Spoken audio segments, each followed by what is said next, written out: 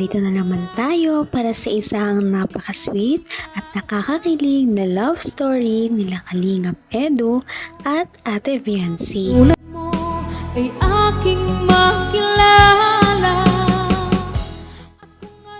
Para sa pagpapatuloy ng ating love story ay dumayo ang buong Kalingap team sa bahay nila Ate Viancy.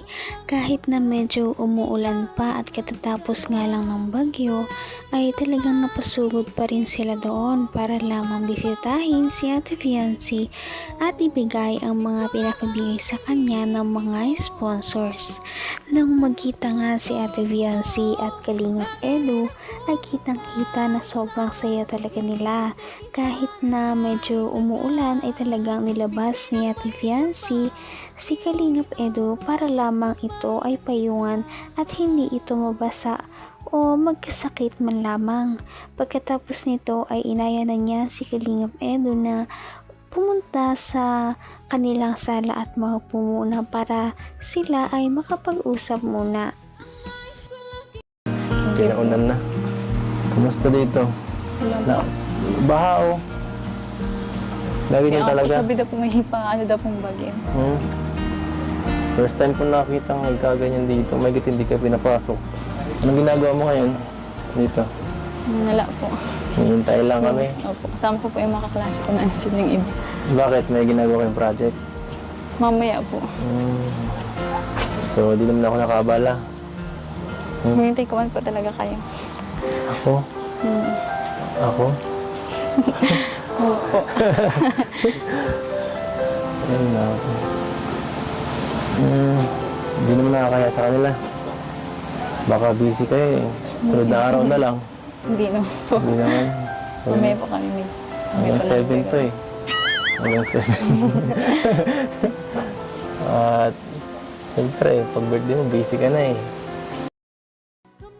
Napag-usapan nga nila ang baha sa kanilang bahay dahil noong nakaraan ay nilipad ang kanilang bubong. Ngayon naman ay parang inabot sila ng tubig dahil tumataas nga ang tubig sa dagat kapag umuulan o bumabagyo. Napakadelikado talaga nito sa kanilang pamilya dahil malapit sila sa dagat. Kaya naman sana ay makalipat na nga sila sa bago nitong bahay. Ngunit hindi na rin naman ito magtatagal dahil konting-konti na lang at talagang mabubuo na ang bahay nila Ate Viancy dahil sinisimulan na rin ngayon ang kanilang second floor.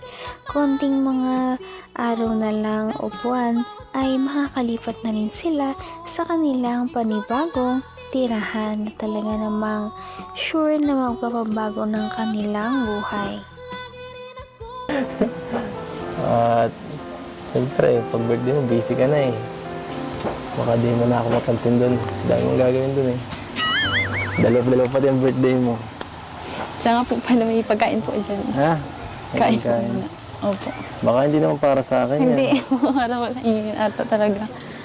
Yeah. Wait lang po. Mabala ka pa. Ay, grabe din. Hindi ka ito. Para saan to? Pinadala po. Ay, yan pala yung sinabi mo nakaraan. Nasa 10. Galing po kay Tita Gemma. Ito pala yung sinasabi mo nakaraan. Kala ko kung ano Thank you lang. po, Tita Gemma. Sabi mo, ikaw maluto nun. Kanin po pinapaluto. Sabi ko. Kanin po yung sabi ko Sino sa'yo. makain yan? Dami. Kayo po. Ang dami naman yan. Baka para sa inyo yata yung pamilya eh. Hindi po. Napakamaasikaso talaga ni Ate Viancy dahil kahit ilang beses nang pupunta doon ng Kalingap team ay hindi pa rin talaga siya nagbabago. Talagang inaasikaso niya ang kanyang mga bisita para hindi ito magutom, mainitan at mapagod. Kaya naman nakakatuwa dahil inalok ni Ate Viancy ng pagkain si Kalingap Edu dahil alam niya na sobrang napagod ito sa kanilang pag-i-scout. Kaya makikita natin na para talaga siyang girlfriend material para kay Kalingap Edu. Ganun pa man, ay inalok din niya ang ibang part ng Kalingap team para din naman kumain dahil sigurado na gutom na sila dahil bago pa sila pumunta doon kila Ate Viancy ay nauna muna silang pumunta sa bahay na pinapagawa para kay Ate Viancy. Ito muna tayo. Kumusta naman kayo dito? Oh, Okay lang po. okay ka lang? Kayo po, kamusta? Wala naman, dati lang. Ito, busy sa ano mo. Sa birthday mo. Daming... Busy? busy naman talaga eh. Ano pong ginagawa niyo? Sasayaw. Sasaya. Sasayaw. Hindi mo napanood, no? Naghahanda namin yun. Pinaghahandaan ko pala. Bakit? Di ka naniniwala? Panoorin mo kaya. Sige pa, abangan ko yan. Oo, baka may eksena ka pa dun. Siya nga pala, ready na ba yung susuot mo? Yun po, tas Ito. Isang friend.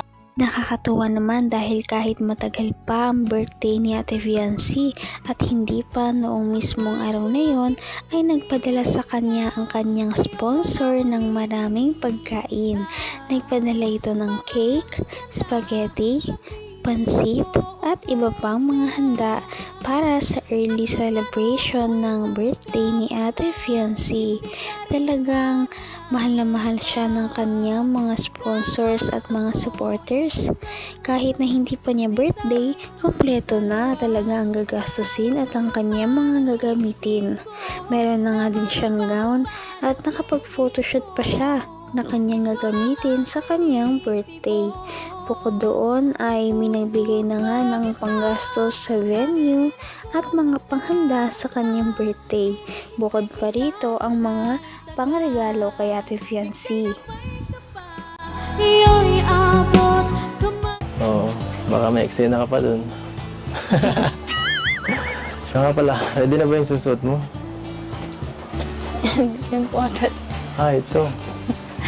Isang prinsesa. kaya nga po eh. Prinsesa. Para sa isang prinsesa. Grabe. Para ka na magde-debut. Kaya nga po. Hindi ko na ma-imagine, lalo na pag 18 ka. Ano pa kaya? Wala na po. Yun na daw po yun. Yan na yun? Opo. Kung yan na yun, edi ibig sabihin 18 ka na ngayon. Edi okay ka na. Okay ka na. Okay ka na. Pwede ka nang mag-ano. So, Pwede ka nang manam sa buhay. Bagay-bagay. Pwede ka nang magsarili. Pwede ka nang mag-shota, ligaw, ganyan. Ano? At kung ano ako'y tanggap mo na, hindi ka rin nag-anilangan. Biniro pa nga ni Kalingap Edu si Ate Viancy dahil sinabi niya na 70 na daw siya sa kanyang darating na birthday. Konting-konti na lang ay mag-18 na rin daw siya. Baka pwede na. Pwede na maging sila o pwede na siyang maligaw kay Ate Viancy. Lahat nga naman talaga tayo ay naghihintay at nag-aabang na dumating ang araw na yon. Dahil alam naman natin na mutual na rin naman ang kanilang feelings para sa isa't isa. Inaantay na lamang ang tamang panahon at oras para sila ay talaga namang magkatuluyan na at malaman kung magkakatuluyan ba talaga silang dalawa. Sa susunod nating upload ay habangan natin ang kanyang birthday. Ngayon'y abot. Kaya naman, sana ipatuloy natin silang suportahan at mahalin si Viancy, si Kalingap Edu at ang Kalingap team. Yun lamang at maraming salamat sa panonood. Abangan natin kung magkakatuluyan ba talaga si Kalingap Edu at Viancy. Hanggang sa muli. Bye! Ngayon'y abot kamay na kita. Mahal